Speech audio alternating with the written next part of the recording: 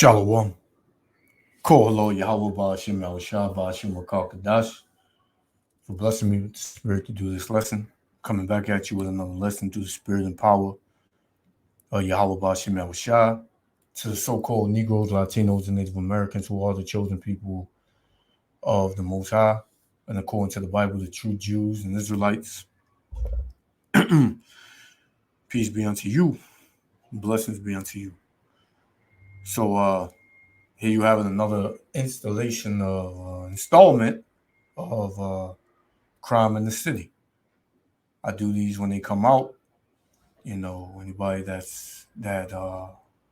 has seen this, they already know what it's going into. It just shows you what's going on in the city where I live, which is New York City. And it shows you the different boroughs and the crime.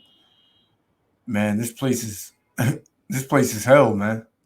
New York City is hell. People come here, you know, because they see the bright lights, the big city, and you know they get taken by it, man. But this place ain't no joke, man. You get caught up, you get put to death, you get judged, man. You get robbed. This city ain't safe, man. Right? And you know who's the reason for this? Yahweh Ba'ashim Yahushua, man. Not just New York City, but all these major cities in America, man, are full of wickedness and evil, man. And the Most High is going to continue to bring hell and destruction and death and mourning and sadness and plagues upon it, man. Rightfully so. Let me get this scripture real quick. This is 2 Ezra 16 and verse 17. Woe is me, woe is me. Who shall deliver me in those days?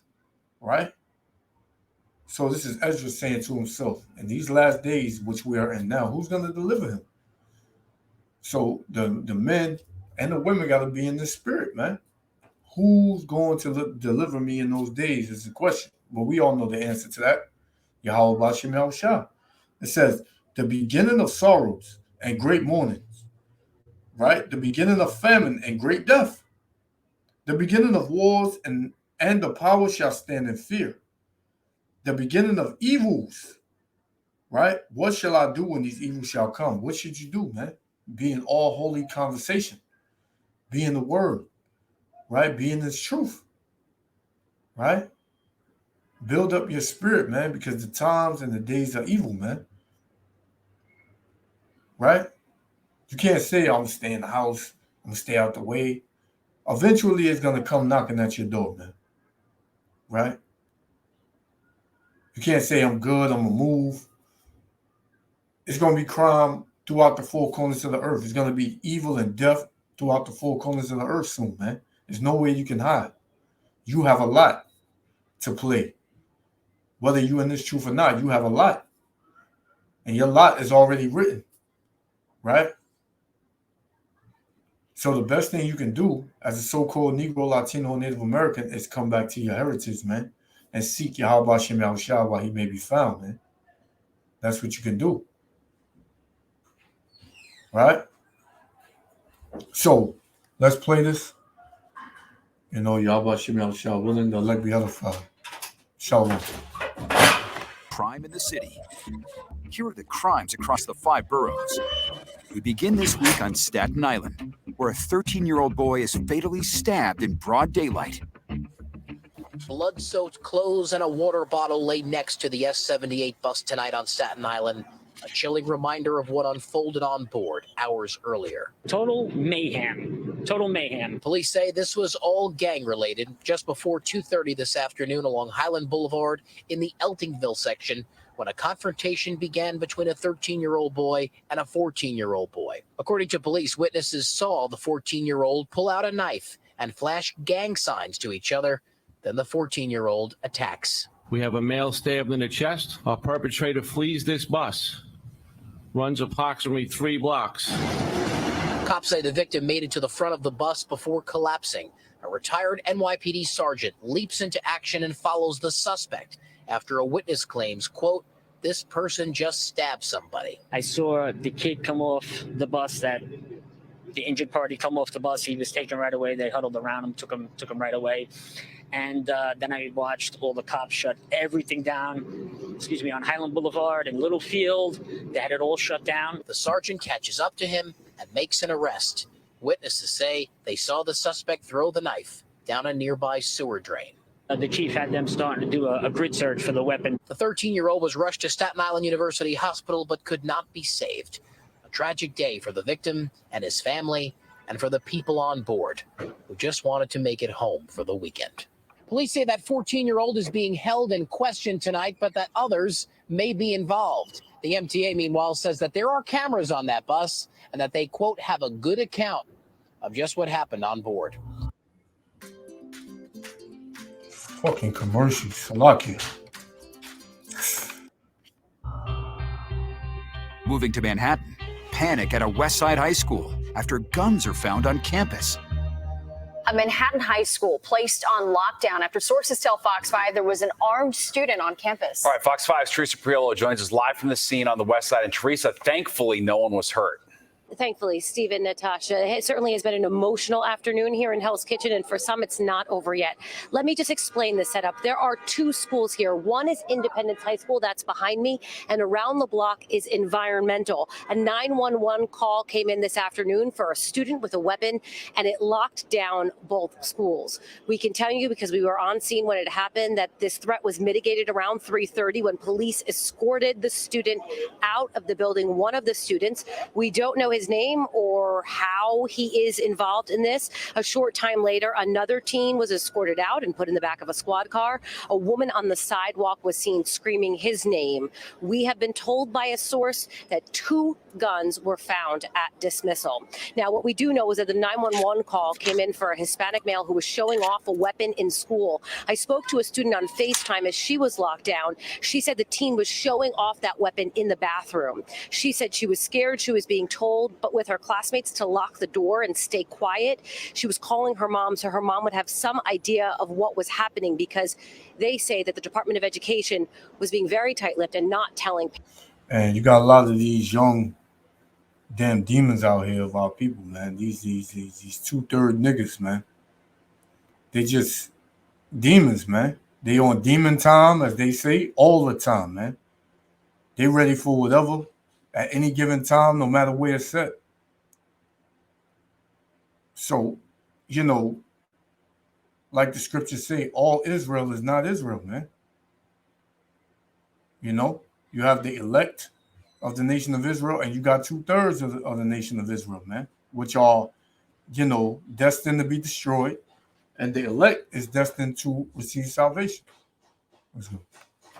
Parents, what was going on? Take a listen.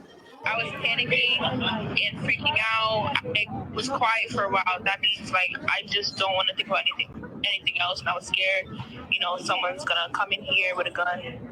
I was pretty nervous. I worry. I have 3 kids, and one just graduated from MLK, which is another tough school. And as a New Yorker, I was born and raised here. It's really hard to have kids raised here. We see a lot of violence in the Bronx, but to have this happen here, it can happen anywhere now. And it's hard as a mom.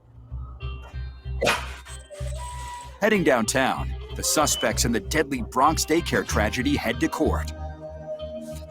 Now to arraignment day for the suspects charged in the deadly fentanyl poisoning of a 1-year-old boy at a Bronx daycare. Fox 5's Teresa Priolo joins us live from Lower Manhattan. And Teresa, what happened in court today?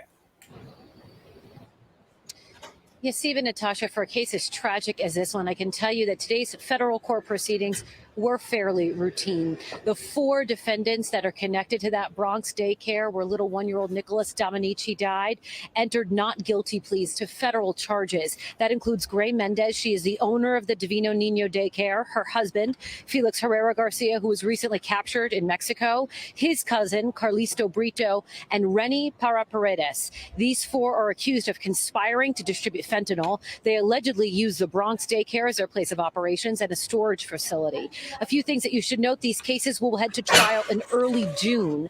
The U.S. Attorney's Office said it recovered a significant amount of surveillance footage and lab testing and 9 electronic devices, all of which showed the communication in Spanish. So it is going to take some time for them to work through everything. And because there are so many different agencies that have been involved in this case, and the death of little Nicholas has been so shocking, there has been such intense interest. It's for that reason that the judge granted a request to prohibit any out-of-court statements, including by the NYPD officers that are involved or even state police that are working this case. There is concern that the slow drip of news would taint a jury pool.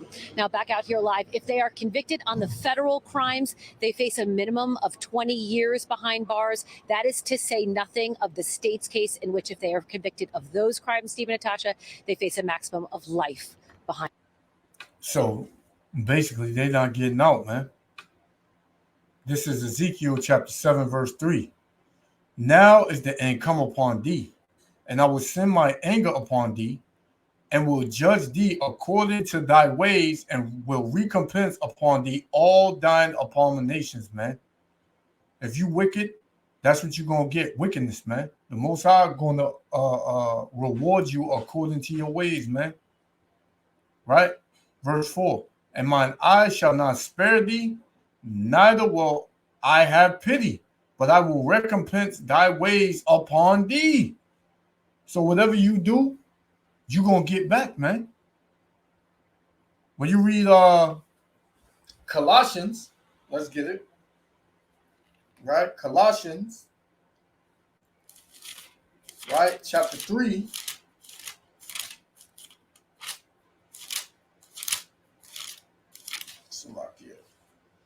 Right? Colossians, chapter 3, verse 25.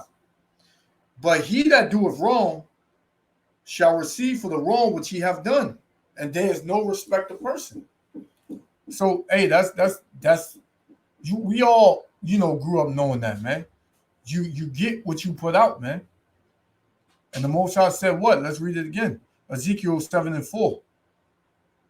And mine eye shall not spare thee, neither will I have pity, but I will recompense thy ways upon thee, and thine abominations shall be in the midst of thee, and ye shall know that I am the Lord, man. Right? It's point blank, period, man. You a wicked ass nigga, you gonna get what you deserve, man. You do good, you're gonna get good. And the Most High has no respect of person, man. Let's go. Behind bars. Are you interested in starting your own faceless YouTube automation channel? But all people do is tell you to go to Fiverr. On the Upper West Side, we meet one of the victims in the surge of money scams targeting city seniors. More crimes against seniors here in the city, particularly financial scams. Linda Schmidt sat down with a victim who says she was duped into turning over her personal information. She was very nice, and, it just went very nicely. But the nice woman who 89-year-old Janet Gonzalez Gasper was talking to on the phone was not nice. She was a scammer and claiming to be from Amazon. She said, well, these are 3 charges. Before she knew it, Janet was giving the caller her personal and financial information, including her social security number. I told her my birthday, and I gave her the one credit card that I use. The number of scams targeting seniors appears to be on the rise. Kateri Gasper is Janet's daughter. She also happens to be retired from the Queens District Attorney's Office, where she worked as an assistant DA for more than 30 years. Kateri also volunteers with Gray Panthers NYC, an organization that fights on behalf of senior citizens. She says there was an increase in scams during the pandemic. Because people were home in particular, that the scams definitely, rose during that time, but it hasn't slackened off since then. Not only are the number of scams targeting seniors increasing, so are assaults. So far this year, the NYPD says felony assaults on the elderly are up compared to the same time period last year. Grand larcenies, which include financial scams, climbed to more than 3,700 compared to about 3,500 last year. And some seniors are losing their life savings. The total loss nationwide is at $3.1 billion. Attorney Mike Sakari says that was just last year alone. He is with the Jewish Association Serving the Aging, a nonprofit. He says many senior citizens who get scammed are embarrassed to call police. Close to half of the times a scam takes place, it goes unreported. And as Janet can tell you, the scammers are well trained. She was very good. That's why she was doing it. Just blocks away, a young man is slashed in the head with a box cutter on the subway. Police are searching for a suspect wanted in a box cutter attack on the Upper West Side. Investigators say the suspect approached the 22-year-old victim on a northbound A train at the 72nd Street station last Tuesday morning. There was a verbal dispute. That's when police say that suspect slashed the victim in the head with the box cutter before taking off. The victim sustained minor injuries and was treated by EMS. But if you recognize this person in the bucket hat, call Crime Stoppers. That number, 800-577-TIPS. And finally, leaving the city, Lisa Evers takes a closer look at the stunning arrest and the murder of Tupac Shakur. The complex human being and artist Tupac Shakur has captivated the minds of millions of people for nearly 30 years. His murder has been one of hip-hop's most compelling unsolved mysteries. Now that there's finally been an arrest, will it bring closure or just more questions? Tupac Shakur was just 25 when he was gunned down on the Las Vegas Strip on September 7th, 1996. In the absence of any arrest for 27 years, there was rampant, wild speculation. There's been a lot of conspiracy theories that have, sort of flourished in the absence of real information. As a result, people have stepped into the void and come up with all these other scenarios and theories about what happened and why it happened. On September 29th, 2023, Las Vegas law enforcement officials announced the arrest of 60-year-old Crip gang leader Dwayne Keefe D. Davis on a murder charge. For years, Keefe D. had been publicly bragging about his involvement on social media, blogs, and even in his own book, Compton Street Legend. He seemed to think that he had some type of immunity, but that was not the case. And so he's essentially talked himself right into jail.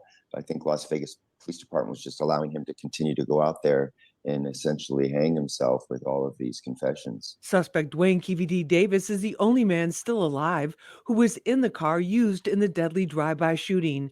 But there's still room for more mysteries and revelations, says criminal defense attorney Charles Tucker Jr. There'll be some more stones uncovered, some more, statements, maybe even a possible witness or two, to what extent they have anything, credible. But I think there are a couple of bombshells that remain to be uncovered in this matter. In addition to the fascination with Tupac's death, the interest in his music legacy continues to grow across generations, with fans feeling a very personal connection to him. He was that person that made me understand what passion is in hip hop. And this whole thing right here, man, I never really touched on this, but hey, man, it is what it is, man. Like, he was a great rapper and all that, a musician and all that, but we're not really gonna get into it. But he was more than paid for too, man. And this whole case right here just stinks, man. Something is real fishy with it. But for the most part, you've seen in this video the judgment that's going out, the unsafety that you have in this city, along in other cities. You got the Bay Area, you got Washington, you got Baltimore, you got, Virginia, you got North Carolina, you got Tennessee, all the cities, man. They all are being flooded with violence and evil. And Yahweh Hashem Yahushua said that he would bring that, man, on our people because of our evil, man, and our disregard for his word, being rebellious, right? So this will be my last one. I'm going to shut it down. This is 2 Ezra 16, verse 62. It says, yea, the spirit of Almighty Yahweh Shem Yahushua, which made all things and searcheth out all hidden things in the secrets of the earth, surely he knoweth your inventions and what ye think in your hearts, meaning your spirit, even them that sin and would hide their sin. Right? So whatever this nigga was into right here, it's catching up with him, man. Because what? He thought he can hide it. He thought he, like that damn devil said, he thought he had immunity. He thought he was free. So they basically let him hang himself, man. Right? Along with the rest of you jakes out here that think that you doing crime, you are just getting away with it. The Most High knows your sins, man. It says, therefore, hath the Lord exactly searched out all of your works, and he will put you all to shame. And when your sins are brought forth, ye shall be ashamed before men, and your own sins shall be your accusers in that day. What day is that? The day of judgment. Right? When your whole life changed forever, man. Right? And guess what? On a larger scale, America's sins has reached unto heaven. Right? This is why this place is falling. Right? The Most High is acting on the sins of Babylon the Great. And it's called the big payback, man. Right? You think that's going on over there in Israel and Palestine, you think that's not going to come over here? That connects to America, man. And the sins of America has reached unto heaven, and the Most High is going to destroy this place for it. Right? So I just wanted to go into that. Yahweh Shem Yahushua willing, the elect be edified. You know, I want to give all praises, honor, and glory to Yahweh Shem Yahushua and Shalom Israel to the next lesson. Hey, this has been more prophecy, more destruction. Hey, Shalom.